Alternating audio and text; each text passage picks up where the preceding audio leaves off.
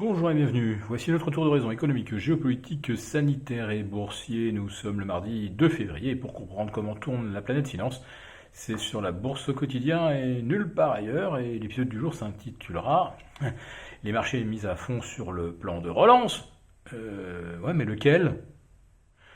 Alors, depuis 48 heures, voilà que le CAC 40 est pris d'un véritable élan d'euphorie avec plus de 3,3% repris. Ah oui, pour une entame de mois de février, c'est assez tonitruant. Et hier soir, à Wall Street, des gains de 2,5% sur le Nasdaq ou sur le Russell 2000, on n'avait pas vu ça depuis longtemps. Alors il fallait du lourd, évidemment, pour justifier un tel écart.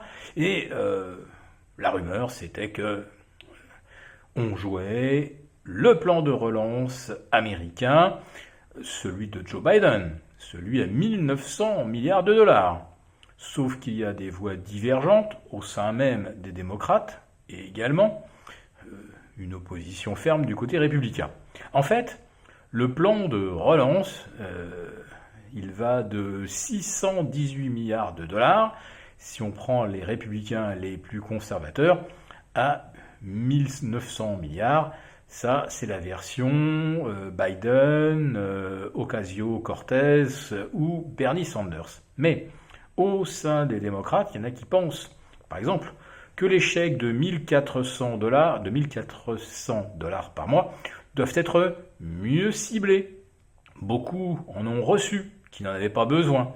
Et c'est ainsi qu'on a assisté à la multiplication de tous ces comptes spéculatifs Robinhood Traders, c'est-à-dire des jeunes qui s'ennuient, qui n'ont rien à faire d'autre que d'agiter leur petite manette, de dégommer des aliens toute la journée ou regarder des séries Netflix, et qui ont trouvé quelque chose de beaucoup plus passionnant, de bien plus excitant surtout, à savoir faire du gaming boursier en suivant les directives de tel ou tel influenceur.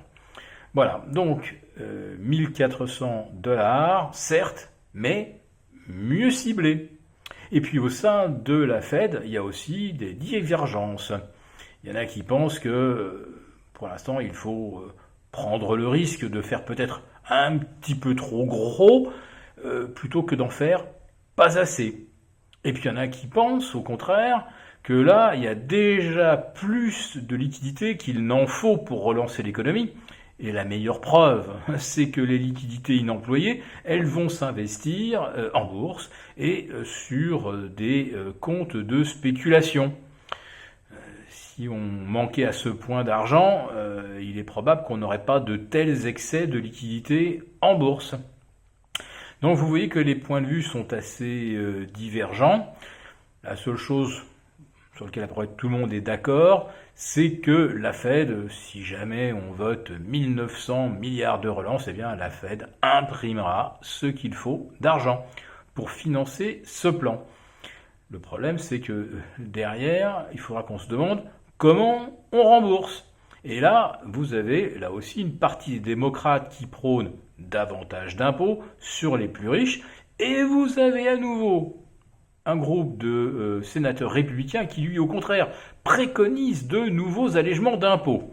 Alors, le faire sur les plus riches, ça ne servirait à rien. Ils ne payent déjà pratiquement plus d'impôts. Donc, ça serait ciblé sur les classes moyennes. Bon, sauf qu'à un moment, cet argent qu'on leur donne, il faudrait le leur reprendre. Parce qu'on ne peut pas compter éternellement sur les marchés financiers pour financer des déficits. Ou alors, au bout du compte, ça finira par ressembler au Zimbabwe. Et c'est exactement l'argumentaire que vendent ceux qui veulent vous faire acheter du Bitcoin ou des altcoins en vous disant que le dollar n'est plus qu'un billet de Monopoly. On peut en dire à peu près autant sur l'euro, d'autant que la BCE, elle, son bilan, c'est aujourd'hui 66% ou 68% du PIB européen, alors que la Fed n'en est encore qu'à environ 35%. Donc, comme on dit, elle en a encore sous le pied. Donc pour l'instant, les marchés continuent de parier sur le meilleur des scénarios, le scénario qui les arrange, et le rebond auquel on assiste, à mon avis, ne doit pas grand-chose au hasard. On cherchait juste un prétexte intellectuel pour justifier que ça rebondisse, parce qu'on a tapé exactement les 5004 sur le CAC 40 et que c'était vraiment l'ultime support avant de dévisser. Et sur l'Eurostoxx, on a préservé les 3005 et là aussi, c'était le meilleur point d'entrée, sauf évidemment si on devait casser le support. Voilà, donc vous avez en fait des rebonds techniques que l'on essaye maintenant d'habiller de justifications plus ou moins crédibles sur les plans de relance. Mais est-ce qu'au début de l'année, lorsque le Nasdaq était au-delà des 13 500, on n'avait pas déjà joué à fond et pricé les plans de relance? Voilà, donc à mon avis tout ça, ce ne sont que des prétextes et les incertitudes restent nombreuses. Si cette vidéo vous a plu, n'hésitez pas à nous mettre un pouce. On vous retrouve jeudi pour notre premier live. À très bientôt.